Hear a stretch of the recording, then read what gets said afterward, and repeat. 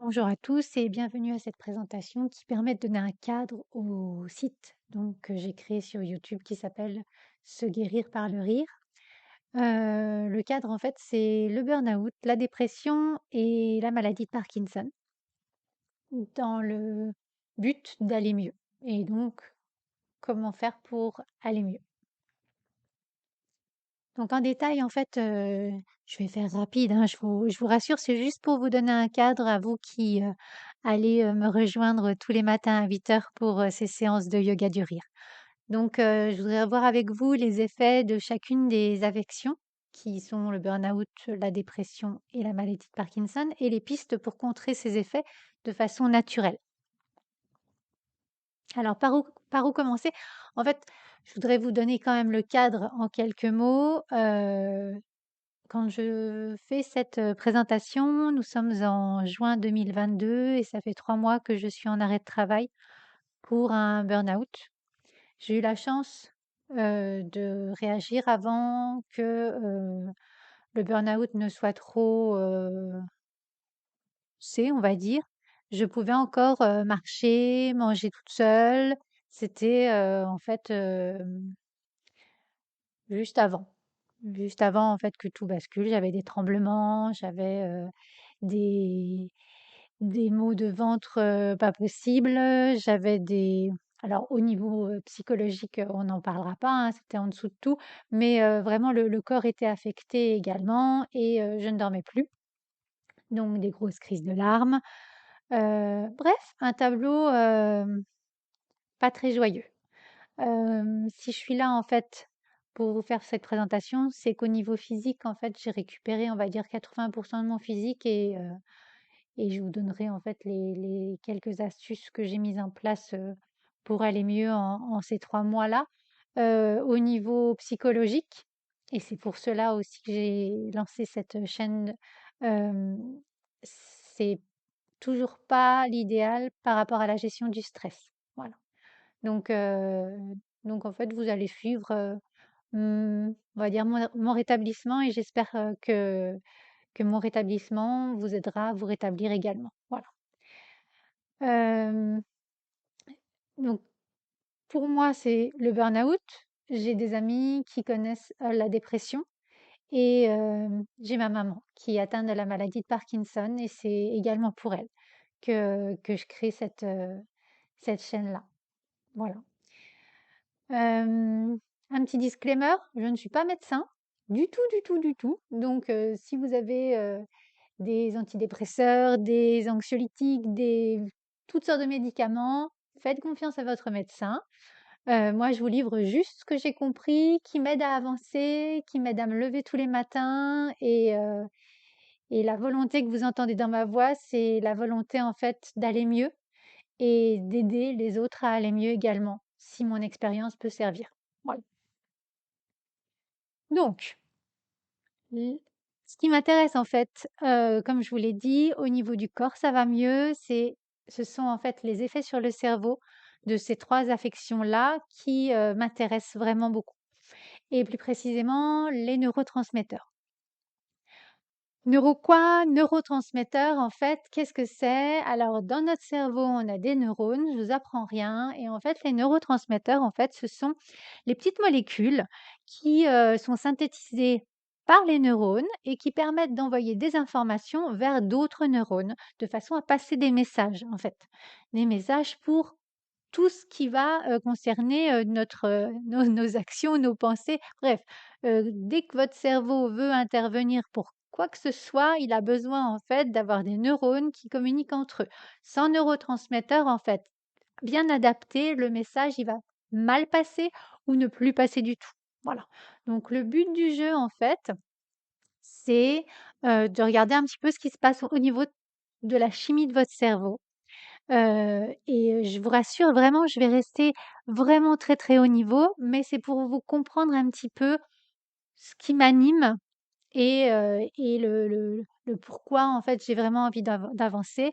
Pourquoi j'en suis venue à m'intéresser aux neurotransmetteurs? C'est parce qu'en fait, je suis allée, par exemple, sur le site du centre du burn-out qui propose différents traitements, non médicamenteux et de façon à rétablir, en fait, les neurotransmetteurs, comme de la stimulation magnétique, des choses comme ça et en fait, je voulais essayer puisqu'en fait, on est créé et on est normalement 100 autonome dans notre vie et ben, je voulais essayer de recréer, la chimie de mon cerveau par moi-même et donc forcément en utilisant de l'énergie, de la volonté, de la motivation, mais vraiment essayer de faire en sorte que ce que Dame Nature a mis à ma disposition et que j'ai pris un malin plaisir à un peu détruire au fur et à mesure des années, eh bien, que je le reconstruise, heu avec pas mes petites mains, mais avec mon corps en entier et que,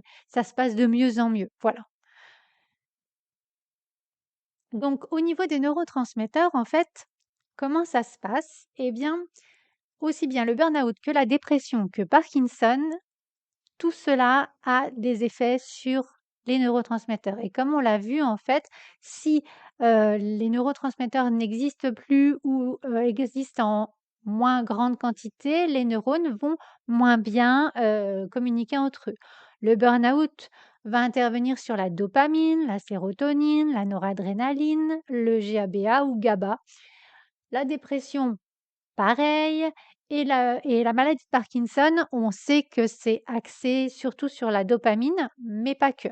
Donc vous voyez, ces 3 affections-là vont faire diminuer drastiquement le nombre de neurotransmetteurs dans notre cerveau, donc forcément, il va y avoir des effets. Alors en détail, par rapport à l'utilité, en fait, de ces neurotransmetteurs-là, la sérotonine, c'est un peu basique, mais ça permet d'équilibrer le sommeil, l'appétit, l'humeur. La dopamine, pareil, ça régule l'humeur et la motivation. La noradrénaline, ça permet de gérer l'attention et le sommeil. Et le GABA, en fait, lui, contrairement aux autres qui vont en fait nécessiter d'être en bonne quantité pour, comment dire, pour nous booster, le GABA, en fait, a un rôle inhibiteur. C'est-à-dire qu'il faut qu'il soit là pour en fait, nous aider à être un petit peu plus serein, en fait. Il va ralentir l'activité cérébrale quand on commence à monter dans les tours et donc en fait, il est impliqué dans beaucoup de choses comme la vision, le sommeil, le tonus musculaire, le contrôle moteur, bref, il a un rôle quand même principal. Donc on voit, si je retourne dans la diapo précédente, que tout ce qui, est affecté par burn-out, dépression, Parkinson, ça va quand même affecter notre vie au quotidien. Je vous apprends rien, mais là, au moins, c'est écrit noir sur blanc. Donc, comme disait Walt Disney, la meilleure manière de commencer, c'est d'arrêter de parler et de s'y mettre. Bon, j'arrête de parler, encore un petit peu, mais plus beaucoup. Et puis, ben, il faudra s'y mettre. Donc, yoga du rire et puis tout ce que vous aurez envie de mettre en place pour modifier, pour prendre en main votre vie. Au niveau des pistes, donc, pour contrer ces effets naturellement, c'est-à-dire sans médicaments, tout d'abord, mon conseil, c'est de récupérer un bon sommeil. Alors, comme je vous disais, en fait, je dormais plus. C'est-à-dire que, j'ai contacté un psychologue qui utilise les TCC, les thérapies comportementales et cognitives et en fait, avant vraiment d'intervenir sur mon sommeil et d'avoir la première session, il m'a en fait remplir un agenda du sommeil. L'heure à laquelle je me mettais au lit et l'heure à laquelle je me levais de mon lit et l'heure à laquelle, en fait, je dormais et tous les moments où en fait, bah, je me réveillais, alors j'allais aux toilettes, il fallait le noter aussi et puis aussi, ben, quand j'avais les ruminations, alors vraiment dans le burn-out, je me souviens également, que j'ai eu une période de dépression et donc il y a beaucoup de ruminations, le cerveau tourne en boucle, il y a des idées fixes et donc tout ça en fait, je le notais. Donc au final, en fait, sur les 15 jours qui ont précédé ma 1re séance, j'avais sous les yeux un agenda de mon sommeil qui ressemblait à tout sauf des nuits calmes. C'était un gruyère. Ce n'était qu'un gruyère. Donc, je vous mettrai les coordonnées du psychologue, de TCC que j'ai consulté. En fait, il consulte par Zoom et franchement, il est top. Et en fait, ce monsieur-là m'a réappris ce qu'était le sommeil, Il a, il a vraiment, remis à zéro toutes les croyances que je pouvais avoir, et j'avais l'impression un petit peu d'être à l'école, mais franchement une école qui apprend à dormir. J'aurais voulu apprendre ça, mais il y a des années, en fait. Mais c'est ça qui est bien avec le burn-out ou avec n'importe quelle maladie qui nous tombe dessus, je pense qu'on apprend beaucoup de choses. Voilà. Donc il m'a réappris, d'une part, donc c'est toute la partie cognitif et ensuite, il m'a aidé à mettre de nouveaux comportements en place. Donc entre, je crois que j'ai fait 5 à 6 séances, je pense 5 en fait et en 5 séances en fait, et ben, maintenant j'ai des nuits qui font, on va dire 7 heures, mais 7 heures denses, c'est-à-dire je me couche, je dors pendant 7 heures, je me lève, voilà et j'ai récupéré et franchement, heu et ben, c'est un peu basique, hein, mais quand on dort, la vie, en journée est quand même, plus agréable. Voilà, donc ça, c'est la base. Mon conseil de base, c'est récupérer un bon sommeil. Ensuite, la base également, l'alimentation. Alors, de mon côté, j'ai pas consulté de nutritionniste, mais comme disait, Hippocrate, que ton aliment soit ton seul médicament, alors je dirais ou presque. Heu, alors il y a des basiques, c'est, manger équilibré, manger, Heu, pas des comment? Pas des aliments transformés, de saison, je dirais plutôt bio, voilà. J'ai pas donc consulté de nutritionniste. Peut-être que j'aurais dû, mais j'ai fait en sorte en fait depuis, début mars de plus prendre du tout d'aliments transformés déjà, et de me remettre à cuisiner même si c'est de la cuisine, un peu vapeur, un peu simple, un peu basique, mais au moins de retrouver le goût de cuisiner que je n'avais plus du tout non plus. Voilà. Et puis, prendre des compléments alimentaires si notre alimentation ne couvre pas tout.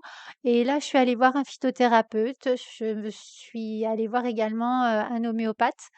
Oui, je prends des oméga 3, je prends du magnésium, je prends aussi d'autres choses, mais après, je pense que chaque personne est unique et c'est ça qui fait notre richesse et donc je veux pas vous donner une liste de choses à avaler, je préfère que vous alliez voir des professionnels. En tout cas, ce qui est sûr, c'est que les neurotransmetteurs, comme je vous disais, en fait, ce sont des molécules chimiques et pour avoir, fait des études en chimie, il faut imaginer les molécules comme des assemblages Lego et donc en fait, pour faire un joli bonhomme en Lego, eh bien, il faut donner les briques de départ pour construire ce Lego et donc l'alimentation, en fait, va servir de combustible pour aider notre corps à recréer, tous ces précieux neurotransmetteurs. C'est vraiment la base du Lego. Faut vraiment, que notre corps puisse récupérer quelque part ce qui va lui servir à recréer, ces molécules. Voilà. Et donc maintenant, au niveau des différentes techniques, que je vous suggère et puis après il y en a plein d'autres. Internet sera votre source d'idées, de façon, illimitée. Mais en tout cas, ce que j'ai mis en place de mon côté, c'est la méditation de pleine conscience. Merci Catherine, que je suis en fait, tous les matins à 7 heures. Voilà, je commence ma journée, par faire de la gym et ensuite je fais, une méditation de pleine conscience pendant 30 minutes. Ça a comme effet, en fait, d'augmenter la sérotonine. Donc vous voyez, c'est une façon, en fait, de faire une première marche, vers un rétablissement des neurotransmetteurs dans le cerveau. Il y a aussi la partie art créatif. Alors il y a ce qu'on appelle l'art-thérapie, que je maîtrise pas en fait. Je sais que certains psychologues font de l'art-thérapie. Je sais que moi, en fait, j'ai ressorti mes pinceaux et que j'ai fait du gribouillage et que j'ai fait au final, des, mmh, des petits tableaux pour mes proches. Mais en tout cas, le fait de créer, alors que ce soit du jardinage, de la peinture, du collage, toute création, même l'écriture, c'est un moyen de débrancher le cerveau et d'arrêter les ruminations et on est là, en fait. Quand on va mélanger des couleurs, on n'est pas en train de se poser des questions sur dans 3 semaines, qu'est-ce qu'on va faire ou voilà. On est là, présent. Heu, Ce que j'ai fait également, c'est de la sophrologie. Donc je vous mettrai également dans les liens la sophrologue que j'ai consultée et qui, consulte par Zoom et qui est vraiment, comment dire? Vraiment très douce. Un exemple, tout au départ, quand je n'allais pas bien, j'avais envie de faire des siestes et donc un après-midi, on a fait une séance de sophrologie et donc ça a duré, je pense, une grosse demi-heure. En fait, le temps passe très vite quand on fait des séances, donc j'ai plus en tête, mais voilà, imaginons une demi-heure. En une demi-heure, j'ai été complètement déconnectée de ma réalité. Elle m'a portée vers un autre univers et je suis ressortie de là, en fait, j'étais sereine et j'avais plus du tout besoin de dormir, en fait. C'est comme si j'avais fait une sieste, j'étais régénérée et franchement, je ne peux que vous, conseiller d'essayer au moins une séance de sophrologie. C'est vraiment, j'allais dire salvateur. Voilà. Hem, Ce que je vous conseille également, c'est de retourner marcher. La marche, c'est hyper important. Je suis pas allée au bout, en fait, de ce que je voulais faire pour la marche, désolée. Mais, je sais, en fait, qu'on a une sorte d'autre cœur, enfin, c'est mal dit, mais, le fait de marcher met en mouvement tous les fluides à l'intérieur de notre corps. Donc c'est pour ça que je dis que c'est un autre cœur. Ça va aider, le système lymphatique, ça va aider, également le retour veineux. Et ça fait du bien, on s'aère, donc ça peut être en groupe, ça peut être tout seul aussi. J'expérimente en ce moment la marche méditative, c'est-à-dire que, je mets pas, je mets pas mon kit main libre, j'écoute rien et j'écoute juste les sensations dans mon corps et ça me permet d'être ici et maintenant, même pas longtemps en fait, parce que l'esprit s'échappe, mais mais franchement, c'est vraiment intéressant comme démarche, voilà.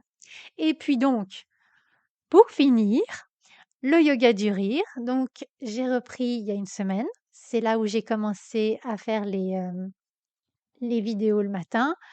Donc pour moi, le yoga du rire, alors je suis animatrice de yoga du rire depuis 1 an. Je l'avais pas du tout mis en place. Enfin, j'avais pas utilisé les bienfaits en fait.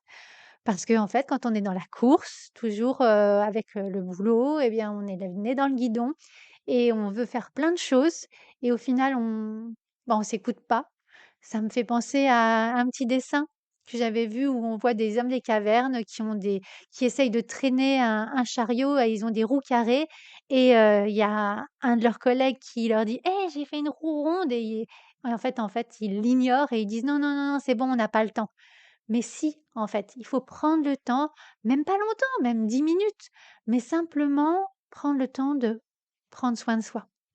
Voilà. Et ça, j'avais oublié complètement. Même si je disais oui, oui, oui, oui, non, j'attendais juste le mur. Et le mur, ben, je pense que je me suis arrêtée à 2 millimètres du mur. Voilà. Donc, le yoga du rire, il est là pour lutter contre le stress, pour soulager les tensions, il permet de se recentrer, il permet de respirer, hem et plein d'autres choses. Donc je vais faire une mini vidéo pour vous donner tous les bienfaits du yoga du rire et puis vous expliquer un petit peu, les grandes lignes de comment se passent les séances du matin. Mais puis rire en fait, simplement rire. Parce que dans notre monde d'adulte, bah, on rit plus beaucoup en fait. Moi, je riais plus du tout. Donc donc remettre le rire dans nos vies, c'est quand même sympa et je vous montrerai qu'on peut rire, même si on n'a pas envie de rire et que en mettant de l'énergie, en faisant la démarche de venir créer des éclats de rire, créer du rire de manière là, c'est un petit peu conscient et ben, on va se rendre compte qu'au fur et à mesure, le rire, il se réinvite dans nos vies. Voilà. Donc voilà un petit peu ce que je voulais vous dire. Je pense que j'ai été beaucoup plus longue que ce que j'avais en tête, mais au moins je vous ai dit plein de choses. Voilà, donc en conclusion, moi ce qui m'a sauvée, par rapport à ces 3 mois-là, je pense que j'ai eu, 2 mois très durs et puis le dernier mois là qui vient de s'écouler, j'ai commencé à remettre en place des routines et je pense que mettre en place une routine, et bah, ça permet de se réancrer dans la vie, basique et de laisser également les ruminations du cerveau un peu plus loin, en fait. Donc s'installer dans une routine pour se rétablir, pour rétablir ce qui existait auparavant ou pour aider simplement à maintenir un bon état de santé générale. Je pense à la maladie de Parkinson, hein. À mes yeux, c'est important et puis, ce qu'il faut, c'est se créer un environnement favorable. C'est-à-dire que, quand on quand on est en dépression, quand on est en burn-out, quand on a Parkinson, je pense que s'entourer de gens bienveillants, de gens qui sont positifs, optimistes, qui vont nous tirer vers le haut, c'est hyper important. Je suis une fille, très optimiste et positive quand je suis, en pleine forme et je l'étais plus du tout et donc quand on est à 100 de ses capacités, on peut supporter, dans le sens, être support, heu, des gens qui ne vont pas bien, des gens qui peuvent être négatifs. Mais quand on ne va pas bien, je pense qu'à un moment, il faut s'entourer de gens qui vont nous redonner cette énergie positive, qui vont nous entourer dans une bulle, qui vont nous faire du bien. Voilà. Mais ils n'en seront peut-être pas conscients, mais nous, on en sera conscients parce qu'on n'aura pas l'impression d'avoir perdu de l'énergie à leur contact. Voilà, donc prendre soin de soi, s'écouter, se faire plaisir comme j'ai marqué, en recréant un mouvement harmonieux dans sa vie. Mais voilà, on n'est pas bien à un moment, la dépression, le burn-out, Parkinson, c'est une sorte d'accident qui nous arrive.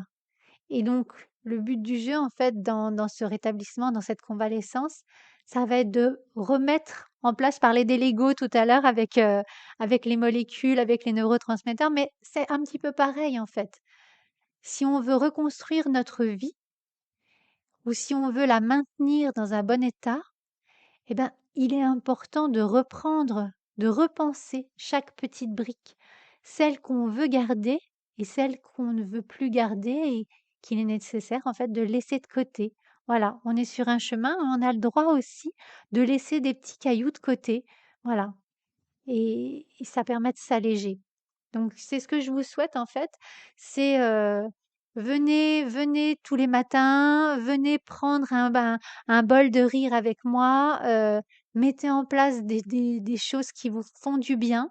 Prenez soin de vous, c'est important, si vous avez besoin, contactez-moi en commentaire, partagez si vous avez des questions. Alors encore une fois, hein, je suis pas médecin, hein, je vous ai juste partagé, ma petite expérience, mais